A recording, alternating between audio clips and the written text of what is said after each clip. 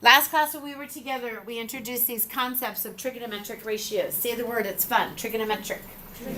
Yeah, trigonometric ratios.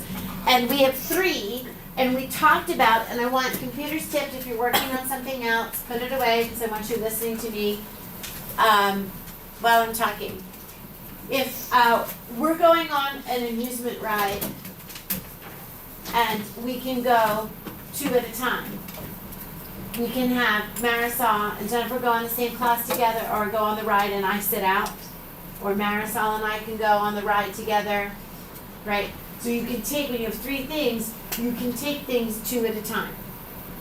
So I want you to think of that story when we talk about each of these ratios.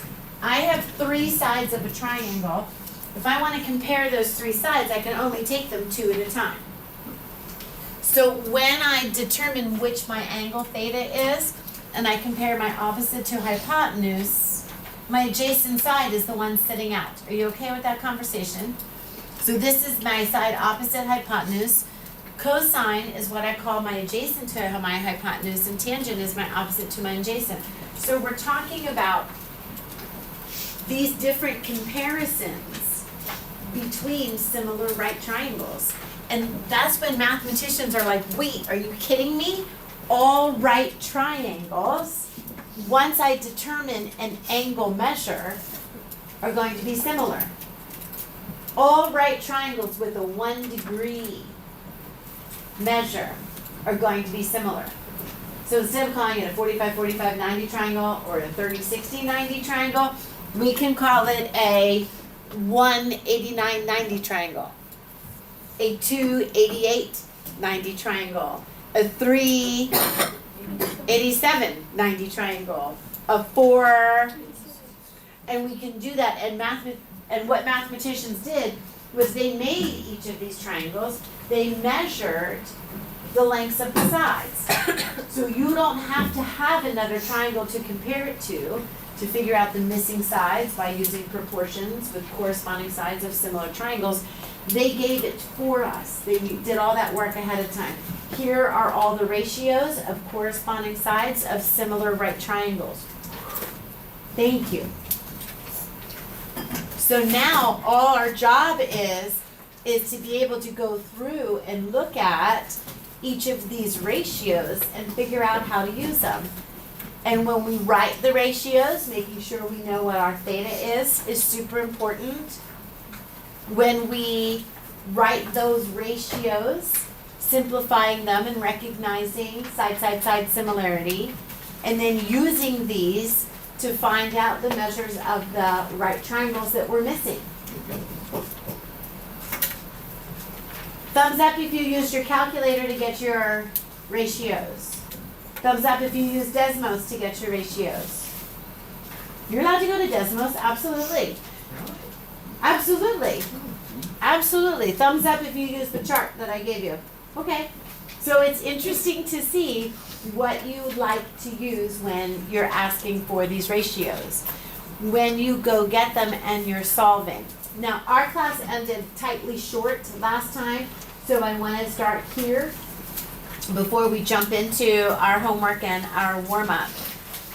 When I'm writing my trig ratios, I'm looking at solving, and it helps me to go ahead and write that proportion. If it helps you to put a over 1 for this trig ratio, then it makes it easier to see what you're multiplying when you're solving. Did we get through A, B, and C when we were together last? Yeah. Okay. You started like the first one on the bottom. Gotcha. So, writing the ratios, solving the ratios, and then using the ratios to solve for those missing side lengths. If you get in a really good habit of writing the ratios in the same format, it'll set you up for success when you're solving. The first thing I'm going to do every single time is write my ratio as a proportion. The cosine of 65 is equal to the side opposite or side adjacent compared to the hypotenuse. If I highlight my hypotenuse, sometimes that just gets my brain squared away. And I can tell the difference between adjacent and opposite by looking at my angle. I write this proportion. Then I go ahead and I use my cross products to solve it, and then I go to my calculator. I don't go to my calculator because what we want is to get into the habit to only round once. So what I type into my calculator or whatever ratio I use from the chart or Desmos, I want to keep that value locked into my calculator, and I want to only round once. So that's going to be our goal as we work through this. Okay. So when I look at this second example, the cosine of 23 is equal to 36 over x. Here's my theta, my 23-degree angle. I'm given my adjacent. I'm looking for my hypotenuse. This cosine of 23, the relationship, the trig ratio of a 23-degree angle is equal to my adjacent over my hypotenuse. When your variable is in the denominator of your fraction, it's a little bit harder to solve because when your cross products work out, your x, you need some more work to do. If you think about your proportion properties and you swap these means like you know you're allowed to do, you can go ahead and swap your cosine of 23 and x and divide 36 by the cosine of 23. And we'll continue working with that and giving you those examples. Take a look at this last problem. I have a 52-degree angle. I highlight my hypotenuse. I'm solving for x. He is opposite my theta. So the trig ratio I'm going to write is going to be tangent because my story involves opposite and adjacent. So my tangent of 52 is going to be equal to my opposite over my adjacent. Every time I do these trig ratios, I go ahead and I write sine and cosine and tangent on my paper, and then whatever information I have or need determines which two sides I'm dealing with and which trig ratio I'm working with. Does that make sense? All right. Go ahead. Why can't you switch like the x, like what you did for the cosine with the x and 23 for tangent? You can, anytime your variable is in the denominator, that's when you can do that switch to help you solve it. Oh, so it's only Yeah. We'll solve some today. All right, so here we have our hippopotamus, for our hypotenuse. Anybody recognize that elf or that rhinoceros from the Sandra Boynton books? Do you guys read the Sandra Boynton when you were kids? All right, so what we have here is this triangle, and we have angles A and B. And what I want you and your partner to do is I want you to write the ratio for A and B, and then I want you to calculate that decimal value. This is what mathematicians did when they had the lengths of the triangles. They drew a triangle and they measured it. No problem. When I'm talking about my sine ratio, that's going to be this conversation here, my opposite to my hypotenuse. When I'm talking about A, and I go ahead and make my hypotenuse highlighted, when I'm talking about the ratio of my opposite to my hypotenuse, that's going to be 56 divided by 65. When I want the decimal value, 56 divided by 65 gives me this value here, 0.8615. We're going to get into the habit of doing trig to our 4 decimal places. 8615, because this 3 is less than 5. I'm just going to truncate this decimal and leave it like that. How do you tell for sure if it's like the opposite angle? Because whenever I'm talking about this angle here, my opposite is going to be the side opposite. My adjacent is going to be the side touching it. So think about how you and Paige are adjacent and you and I are opposite. You can touch shoulders with her, you can't touch shoulders with me. So understanding that basic relationship of who's opposite and who's adjacent is super important. All right, I'm gonna stop talking. You and your partner fill out this chart and move on through the warm-up. I'll check in with you in a couple minutes. Go. All right, so when we write the ratios, it's super important that we know the difference between which angle we're using as our theta and whether we're talking about the opposite adjacent. So notice that that switches. And one of the big conversations that we end up having is between complementary angles, that sine and cosine swaps. So what was opposite becomes adjacent depending on which angle I'm talking about. So you can find these patterns in this chart. If you look at your complementary angles, your 30 and 60 degree angles we talked about last class, but you can pick any two complementary angles. So if you look at a 20 degree angle and a 70 degree angle, those two values are going to have things swapped.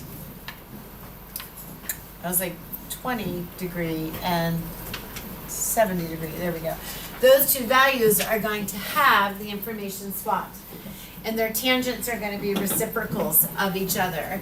So it's cool to look at and see the patterns in this math of what we can see and find. So the conversation is, do you prefer the trig, the calculator, or Desmos? I heard somebody go, Desmos, we can use Desmos? Absolutely. I don't often prefer to have my computer out. The real estate that you guys have is this little itty bitty desk, and this calculator takes up significantly less space than Desmos. But if you're at home doing homework and you've got your computer out and you want to click on the Desmos and use that, absolutely. You will have the option to have Desmos, obviously for your SOL, and now they're talking about including Desmos on the SAT. So the calculator is more convenient for sure, but still having the ability to work with Desmos is important for you to also consider. This conversation here, even though it's just on the warm-up, is a worthwhile conversation because I've already had a couple questions from people, like, what are we rounding to? Like, tell me what we're doing with rounding. If you're talking about trig ratios, you're always going to round them to 4 decimal places. So notice your chart is then rounded to 4 decimal places. When the calculator gives them to you until they run out of spaces, but at the end of the day, you'll see me round to 4 decimal places. We want to do our rounding as our last step. If you round too soon, you lose the accuracy of your values. When you're talking about side lengths, 2 decimal places is good enough. And when we're talking about angle measures, today's lesson has us working backwards. And instead of being given the angle measure, it's our job to find the angle measure. And we're going to round them to the nearest whole value. So you might want to keep this handy in case it is an issue for you remembering how to go ahead rounding. All right, here we have 2 triangles, and the directions are always important for you to understand. And when we talk about solving a triangle, what they're asking you to do is they're asking you to come up with 6 pieces of information. What are those 6 pieces? What are they? All 3 angles and all 3 sides. Yeah, we want all 3 angles and all 3 sides. Now, guaranteed, you have at least 3. We can't do this unless you have at least 3. When I look at triangle ABC, do you see your 3 pieces of information that you've been given? Yes. Because one is the one people miss. Which one do you think people miss? The 90 degree. Yeah, the 90-degree angle. We can't do any of this if we didn't have a right triangle. Step 1, is it a right triangle? Good, that's one piece of information. Do you see how I have a 32-degree angle? Do you see how I have a 25 degrees or a 25 length of a side? Those are your 3 pieces of information. I would like you to turn to your partner and I'd like you to talk about how are you going to solve these triangles. Turn to each other and say, let's go. I'm seeing lots of kids understanding working, but what I'm not seeing is good habits of setting up the problems. So come here for just 1 minute and let's talk about this triangle. The minute I see a 32-degree angle, I can go ahead and say 90 minus 32 and I can figure out that complement. So this is a 58-degree angle. So right now I've got half of my work done because I've got all 3 angles. You're okay with that? Right.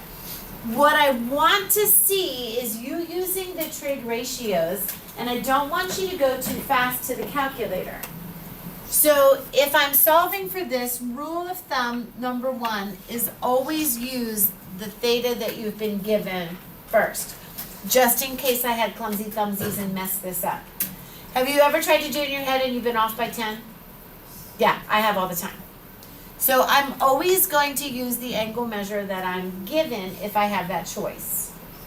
So when I look at this problem, I'm going to go ahead and highlight my hypotenuse because that helps me make sure I understand and don't use that in the wrong formula.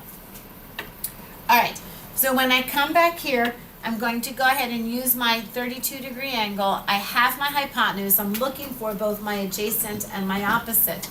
So the 2 equations that I'm going to go ahead and write is that the cosine of 32 is equal to my adjacent over my hypotenuse. And I'm also going to say that my second equation is my sine of 32 is equal to my opposite over my hypotenuse. Those are the 2 equations that need solving. And when I'm presenting my work to somebody, I want to make sure that they can follow it. You're on the path to get to AB calculus. You're on the path to get to a point of where some human being is going to read your work and have to follow it. And they're going to give you 2 scores, 1 for getting the right answer and 1 for having the right process. A person that has the right process but the wrong answer has the potential to get more points than the wrong process and the right answer. So they care very much about your process. The very first thing that I'm going to do each time is turn these into a proportion that I know how to solve with cross products. When I ask you, your directions for your quizzes are always going to say, write a ratio and solve. Without that ratio, you're missing half of your work, and you're not going to get full credit. Are we understanding each other? All right. If my variable is in the numerator, it's super, God bless you, quick and easy to solve. Because what ends up happening is all I have to do is B is equal to 25 times the cosine of 32. A is equal to 25 times the sine of 32. Now be careful about your parentheses, because when I go and I enter this in, 25 times the sine of 32, if I'm lazy and I don't end this parenthesis, it won't hurt me at all. It'll still tell me a correct answer.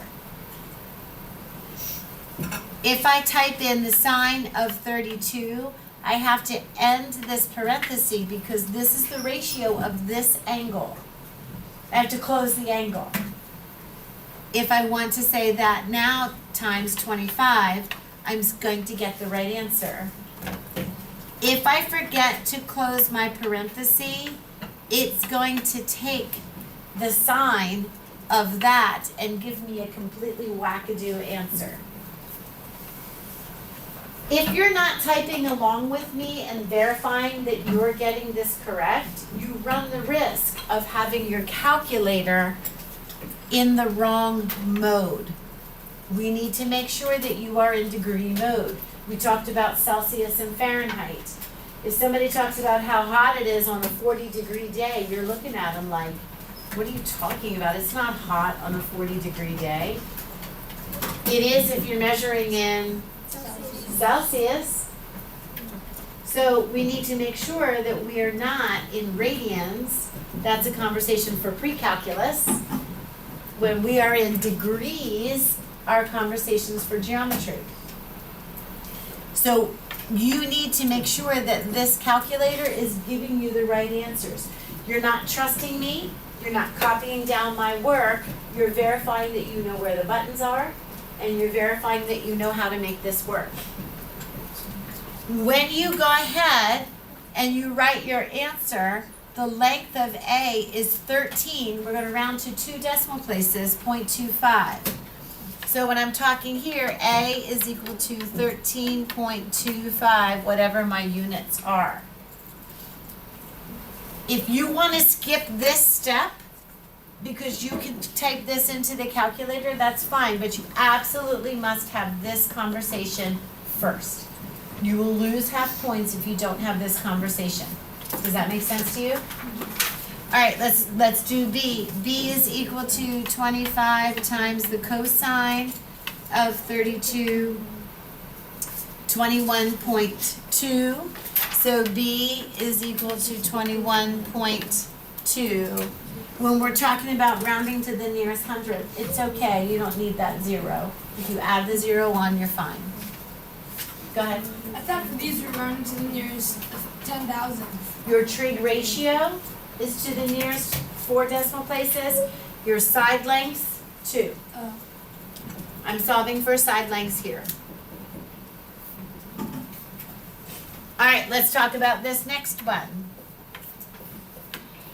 When we're looking at this, I'm going to go ahead and again highlight my hypotenuse, because if I highlight my hypotenuse, I'm careful not to get that confused with what it is I'm solving. Right away, I'm going to go ahead and solve for that missing angle. 90 minus 72 is 18. I'll go ahead and I'll put that value there. B is 18 degrees, but I'm still going to use 72 as my theta because that's what I've been given. When I'm looking at 72 and I want to solve for x, I'm going to say that I have my I'm looking for my hypotenuse, I have my opposite. So that's going to be my sine of 72 is equal to my opposite over my hypotenuse. If you need to write your ratios at the top of your paper, every time do it. Did you talk to your parents and ask them if they were SOHCAHTOA people? Anybody ask mom or dad? Did they say SOHCAHTOA? Okay, did they know what that was? Did you tell them about some old hippie? Am I losing my job? I'm not talking about drug use and hippies and tripping on acid. Some old hippie caught another hippie tripping on acid. Because I have my opposite and I'm looking for my hypotenuse, that's going to be a conversation about sine. The sine of 72 degrees is equal to my opposite over my hypotenuse. Molly, this is the one I was talking about. When your variable is in the denominator, you can switch the extremes of that fraction. You can rewrite that as x is equal to 12 divided by the sine of 72. That was one of our properties of proportions. I can swap my extremes, I can swap my means. If that's confusing to you, go ahead and do the math that you need to solve for it. I know that x times the sine of 72 is equal to 12. So now I'm going to divide each side by the sine of 72.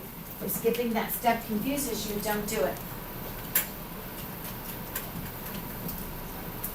I thought if you were switching the extremes, it'd be sine 72 divided by 12. No, because x is in the denominator. If I'm swapping my extremes, I'm swapping this numerator and this denominator. Because I need to maintain the same cross products.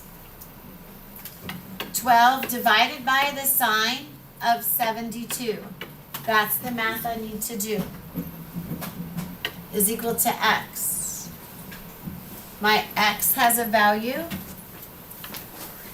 My x has a value of 12.62, rounding to the nearest hundredth.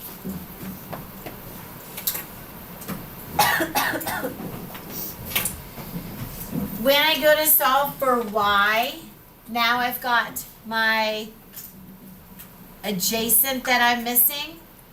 Rule of thumb is to use the values that you've been given. I've been given 12 as a value, so even though I just solved for x, I'm not going to use it. I could use it with Pythagoras, but I'm going to continue with my trig ratios. And now I'm looking at, I have my opposite, I'm looking for my adjacent. Which trig ratio am I going to use? Tangent. So when I use this value, I know that the tangent of a 72-degree angle is equal to my opposite over my adjacent. My adjacent is going to be equal to, if I want to, I can switch that, 12 divided by the tangent of 72. So that y value is going to be 3.90 when I round. Caroline asked me the greatest question of the morning when she got an answer, and she's like, does this make sense? And I'm like, no. She got a really ridiculous decimal. No, that doesn't make sense. So then you go back and fix it. Every single time you get an answer, in your head you should go, does this make sense? Because if you get something that's wackadoo that doesn't seem to fit the sizes of your triangle legs, go back and reconsider. Turn to your partner and explain to them what you understand and what you're still fuzzy about. Go.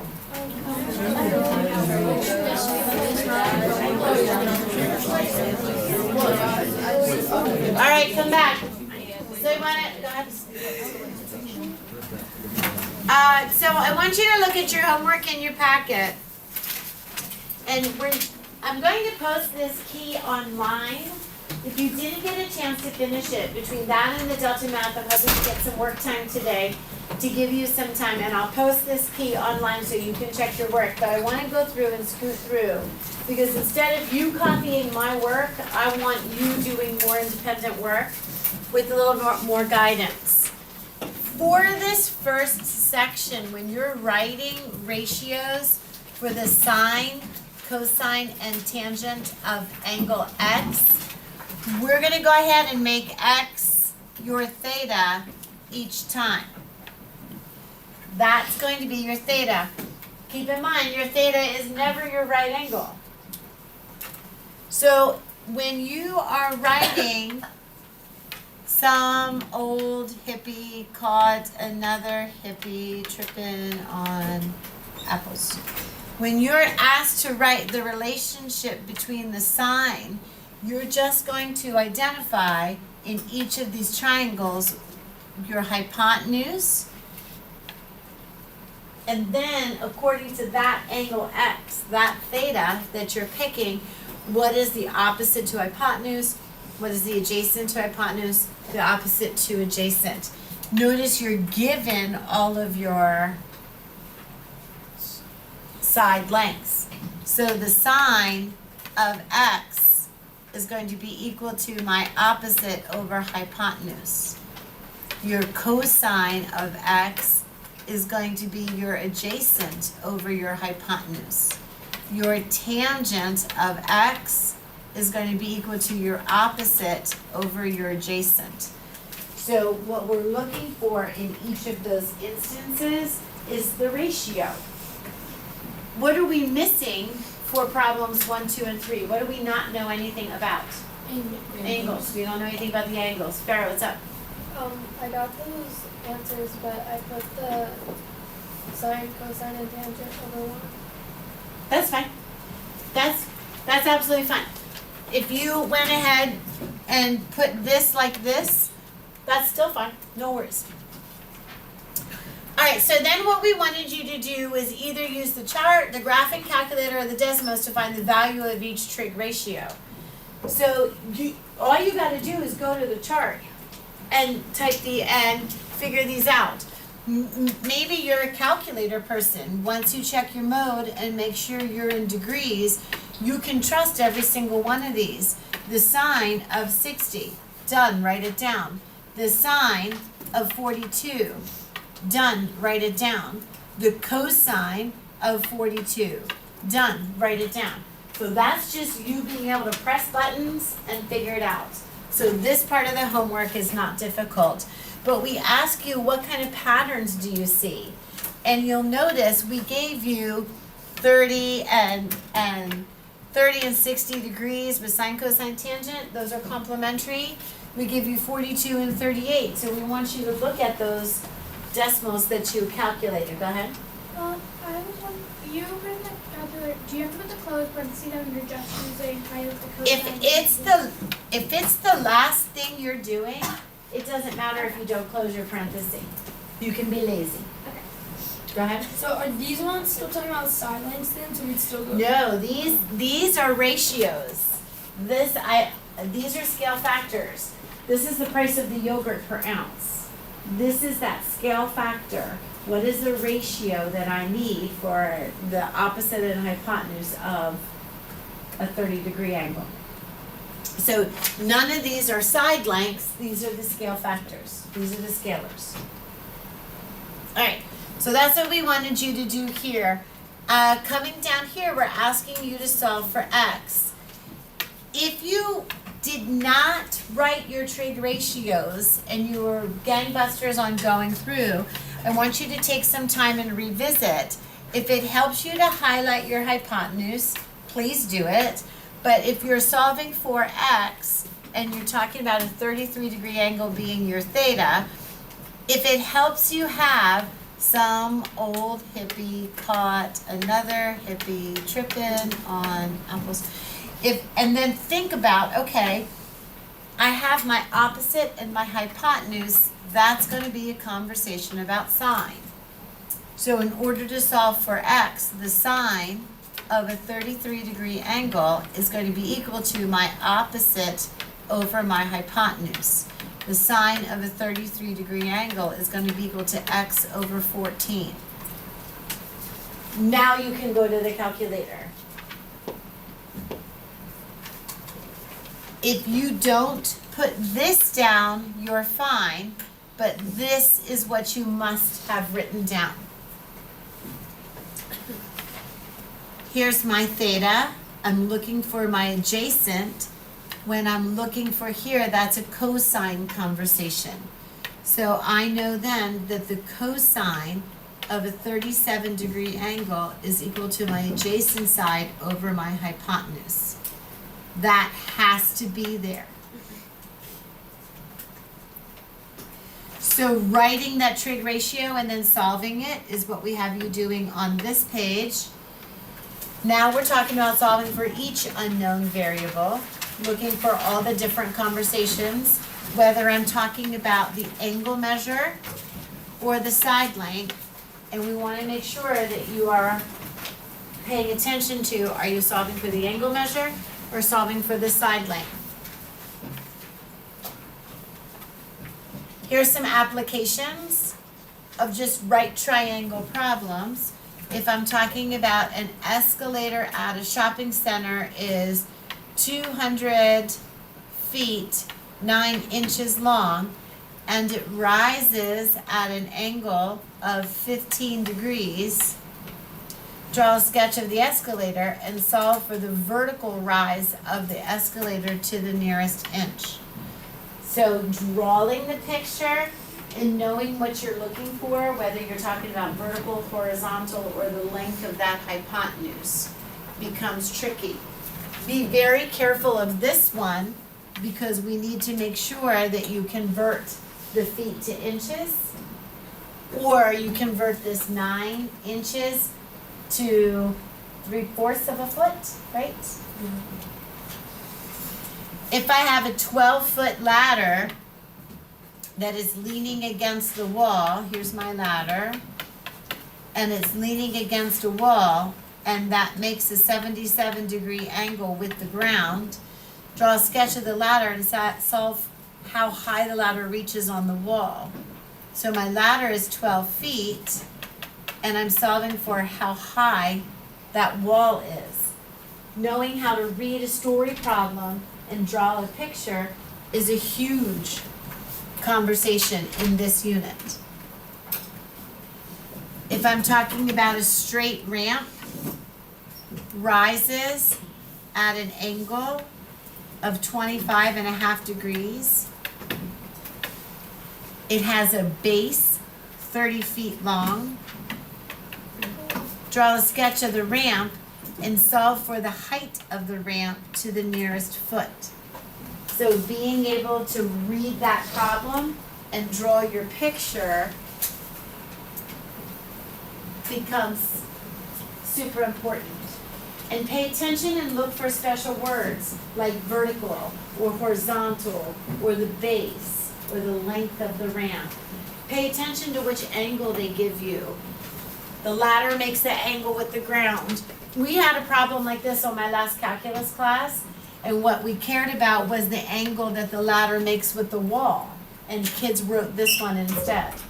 So reading carefully, sketching and drawing becomes important. I would rather give you more time with this homework assignment and check the key that I post online than me giving you the answers right now. Are you okay with that? All right. So our next conversation is going to come with our next level of what we're solving for. So go ahead and open up your packets to today's notes 6-4. Today we're going to think backwards. So if you think about that question that Joey asked earlier, or answered earlier, I said, what's missing? And he said, the angles. If you have 3 sides, how do I get those other angles? Notice every single time we're given our theta. So today, the conversation is going to be about using inverse trig. An inverse is the opposite. An inverse operation undoes. You write your answer, take your pencil and erase it. Writing and erasing are inverse operations. Your pencil has 2, erase and write. One does, one undoes. Tying, untying your shoes, inverse operations. Multiplication, division, addition, subtraction, inverse operations. Everybody with me on that? When we talk about inverse trig, that is what's going to help us solve for our angles. Because so far our trig helps us solve for side lengths, but I can do the process backwards and solve for the angles. Trigonometric ratios can be used to solve for the missing sides and angles. This is a really good rule of thumb that's worth starring, circling, highlighting so that you can come back to it. Because it basically gives you like a little bit of a recipe. If I have one angle and a side, I can use the triangle sum theorem to find my complementary angle, and I can use my trig ratios to solve for my missing sides. If I'm given 2 sides of a triangle, Pythagoras is the most accurate method to find that third side. Pythagoras is going to be your most accurate way of solving for that third side. Because anytime you use a trig ratio, you are compromising the true value because you're rounding. So if you're given 2 sides of a right triangle, inverse trig is what's going to help you find the angles. And this is how we use inverse trig to help you solve for the angle measures. Notice if I have this triangle, I know that the cosine is equal to 13/7. They gave me the 2 values. I can go ahead and draw this triangle. I know it's a right angle. I can go ahead and call this theta. And I know that the side adjacent to theta is 13. And I know my hypotenuse is 17 because I know my cosine is that ratio. Does that make sense to you? Does that triangle make sense to you? So we can draw these triangles for every single one of these. Here's a right triangle, and if I go ahead and call this theta, my sine is my opposite over my hypotenuse. So if I'm given a trig ratio, I can solve for all three sides by interpreting the ratio and writing down those sides. If this is theta, I know that my opposite to my adjacent has that story. Check in with your partner and ask them, do you understand her pictures? Ask them.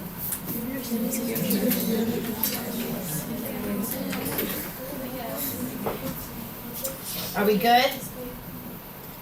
All right. Back to what Joey said. We don't know the angles. We don't know the angles. Some angle theta out there, and here's our variable, here's our unknown. We don't know, we don't know. Whether we call a theta or an x, interchangeable. It's a variable that we don't know. The calculator has the ability to help us know. And so does your science, and so does your chart. Go ahead and look at, if I know that 13 divided by 17 is my scale factor, is my ratio, I know that the decimal value is 0.7647. I know 0.7647 is that decimal value. I can go back to my chart and I can look for 0.7647, and I'm looking at it in cosine, right? Let's go down more. 0.7647. So do you agree with me? 0.7647 is going to be somewhere around here, right? Yeah. Somewhere in between there. So I can say that angle is somewhere between 40 and 41 degrees. We can do a more accurate method of doing that by saying, hey calculator, can you give me the cosine, the angle whose cosine is that? Let me show you what buttons I pressed. This, see this little 1 up here, the -1? That's not to the -1 power, that's the notation for the inverse. And what I want you to do, it's more button, it's more keystrokes. So you have to press this blue button first, and then go down to your cosine. Do you see the blue above the cosine button is inverse cosine? That second function will initiate that command. And I always tell myself the angle whose cosine is that ratio. When I press enter, how'd I do with how I was guessing? Yeah, so our rule of thumb was trig ratios to 4 decimal places, side lengths to 2, angles to whole. What am I gonna round that angle to? 40. I'm gonna call that a 40-degree angle. And my decimal was definitely closer to 40 degrees. That 0.7647, right? So whether you use the chart or the calculator, you still have the ability to figure these out. Because I know then that theta is going to be a 40-degree angle. Guess what? Once I have that, I have its complement. Done. Go ahead. Would you rather us use the chart or the calculator? Your choice, personal preference. I'll buy either one.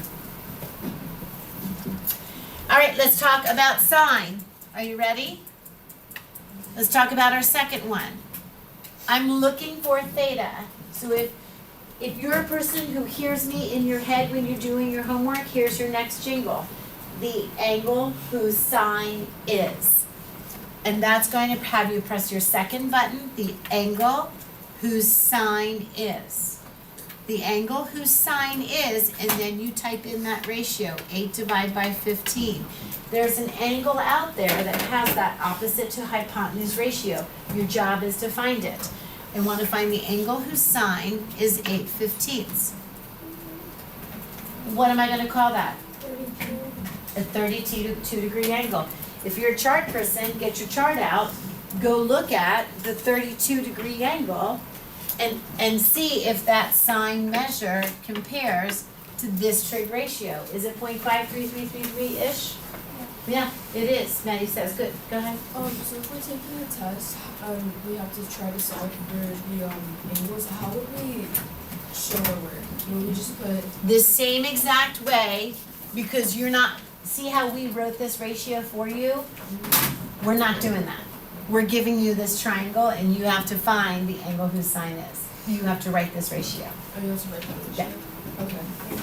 All right, so now we have theta is equal to, what did we say, 32 degrees? Yeah. All right, with your partner, solve for tangent, go. So we're using this one. This one was for It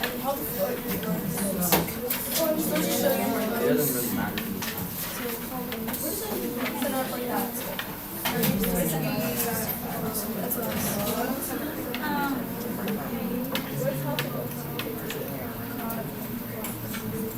Actually, it's Wait, no, we're not. Basically, Yeah. I'm still okay how you find it. It's actually If you pick your angle, do you see this angle A? Right? So that's what I say for theta. This side is opposite because it's not touching it. This is the side that's adjacent to it because it's next to it. So it's the difference between where you're sitting. Like, if you look at my position compared to you, am I next to you or am I opposite you? Yeah. Is she next to you or opposite you? Oh, so this is this for B. Right, so if I'm talking about angle B, right? This side is adjacent, this side is opposite. If I'm talking about angle A, this side is opposite, this side is adjacent. So the adjacent ones are the ones that are touching. Does that make sense? Keep asking, Molly. We should go back to compass. I actually bought my own compass.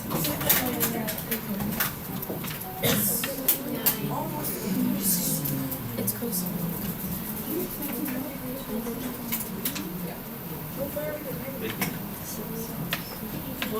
Shut up. Don't you have it? Rehearse. Thumbs up if you used A as your theta. Thumbs up if you used B as your theta. We should all get the same answer regardless of whether we used A or B. Because the cosine of this theta is adjacent over hypotenuse, and that should be the same as the sine of 33 over 65. Now, when I go ahead and I bring up my calculator, if I talk about the angle whose cosine is 33 divided by 65, I went ahead and got a 59-degree angle. Ooh, that's pretty close, right? But I'm not going to round it.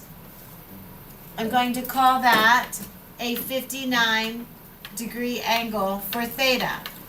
Let's see about sine. 33 over 65. If I said the angle whose sine is 33 divided by 65. Ooh. Did you round up or down?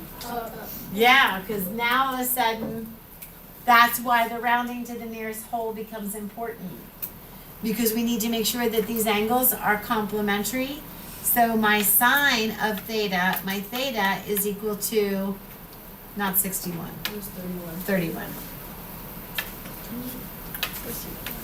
31 degrees. So whether you use cosine of A or sine of B, once you solve for one, you can use your complementary angles to solve for the other one. Does that make sense to you? Yeah. All right, turn the page.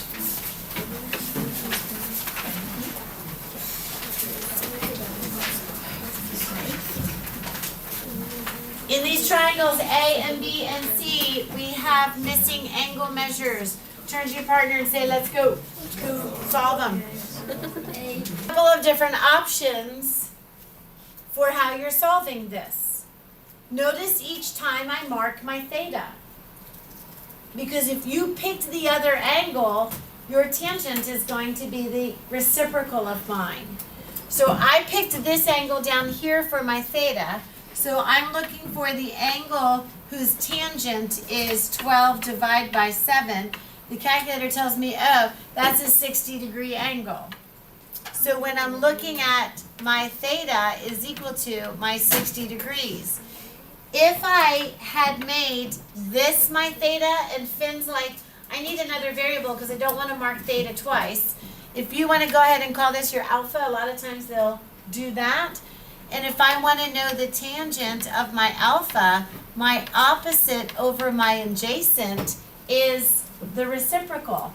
So I can say, hey calculator, what angle has a tangent of 7 divided by 12?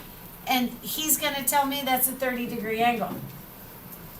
So if my alpha is equal to 30 and my tangent is equal to 60, are we okay with that? Yeah. Absolutely. Could you just choose, like, if you could do, like, one with the one of the theta, you can just choose a different, you could just choose the other angle as your theta as well. You could choose either two. You have a choice. So when all of us start with this conversation, it's a 50-50 chance whether you choose that angle or I choose this angle, but we're still going to get the right answer. Could you just, like, switch your theta in the middle? Sure. Okay. But as long as you are, because as soon as you switch your theta, your opposite and adjacent flip-flop. So don't confuse yourself. Okay. Here, I chose this angle as my theta. So I'm looking for the angle whose sine is 8 divided by 30. As soon as I see that that's a 15-degree angle, I can go ahead and say that my theta is equal to 15 degrees. If I wanted to, I can go solve for my alpha, or I can just say that then my alpha is going to be that complement, which, what is that, 75 degrees? Yeah. So you can use the letters that are given to you. If you want to put A and B in there, anytime in mathematics you don't know the value of something, slap a variable on it, you get to pick your variable. I like A and B. I like the Greek letters, alpha and beta. I like theta. I like whatever you like is what you get to use. Some people are like, I just prefer good old X. You can use X. Whatever your variable is doesn't matter as long as you're consistent with what you're doing. I'm looking for the angle whose tangent is opposite divided by adjacent, and that's going to give me a 39-degree angle. A is equal to 39 degrees. Once I find A, finding B is easy. Thumbs up if you're with me. Okay. So the last conversation that we want to make sure that you get, which can be relatively confusing, is the angle of depression and the angle of elevation. And we bring back in Unit 2 with some parallel lines and alternate interior angles. Do you see them? Whenever we're talking about the angle of elevation and depression, we want to make sure that you know we're talking about anything measured from the horizontal. So your horizon down is your depression. Your horizon up is your elevation. The most missed is that people will think it's that angle, and it's not. When I'm talking about my angle of depression, I'm looking out and then I'm measuring how far the down is. If you spend some time looking at this and think about your parallel lines, if you think about your alternating interior angles, it'll help you realize that those angles are going to be congruent.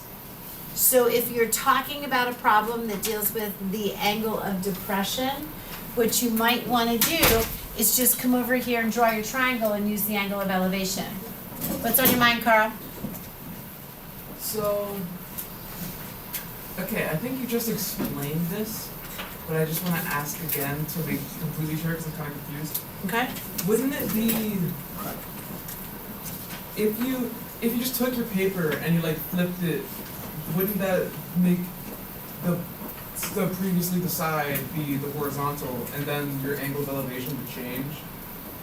So if you take your paper and flip it and you're talking about this being your horizon and Yeah. that becomes your angle of elevation. Yeah. But so you care about what angle you're being asked to solve for. If I'm sitting here under this tree and I'm looking up at the balloon, if my paper's flipped, it's a different conversation. Okay. Okay? All right. Our hints in having you do this, the angle measured up or down from that horizontal line, look for your right triangle, and these key words are going to be ones that you want to pay attention to. Vertical, horizontal, length, distance, height. So I love this problem because it's a great application of what it is that we're doing. When a hockey player is 35 feet from the goal line, he shoots a puck directly at the goal. The angle of elevation at which the puck leaves the ice is 7 degrees. The height of the goal is 4. Is he going to score? Turn and talk to your partner and come up with a yes or no.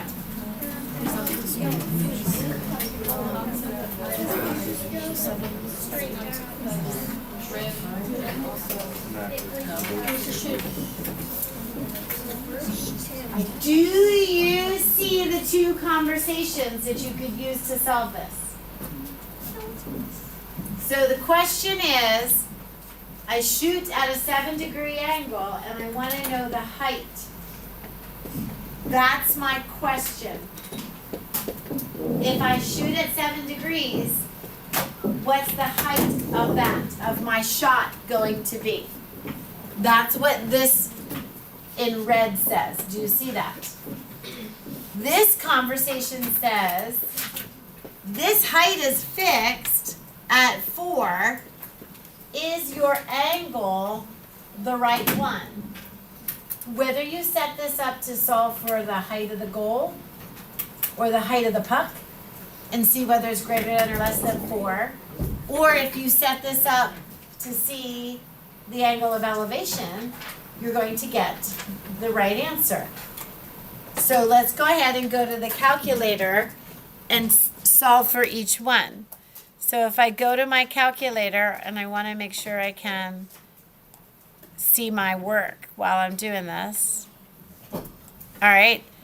So if I go to the calculator and I want to solve for x, my x is going to be equal to the tangent of 7 degrees times 35. Students, please pardon this interruption.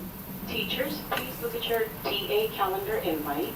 Today is a double TA activity block. Make sure you take attendance. Insist as always. Show students the slide decks so they can find out how to check their activity assignment. Students, when the bell rings at 9:37, if you have not selected an activity, you will remain in TA for the entire TA block. Students with an activity selected, and only those students will leave at 9:55 and arrive at their activity at 10 o'clock. TA teachers can check the list and an announcement will be made. Hoy es un día de doble TA. Tu maestro va a marcar la asistencia en clase.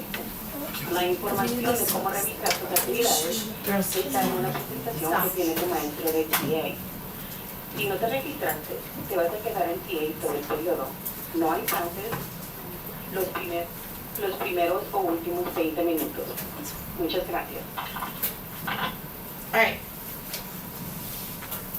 The red says that my puck is going to go at 4.3 feet. Will I score? No. The blue says if you want to score, your angle that your puck goes at needs to be to understand how to figure out where you're going next. Okay, so it's in your security, right? You guys all made your own copies? Okay. Is anybody doing something fun next? Are you going to the township? Wait, there's a township. Yeah, it's one of those. Oh.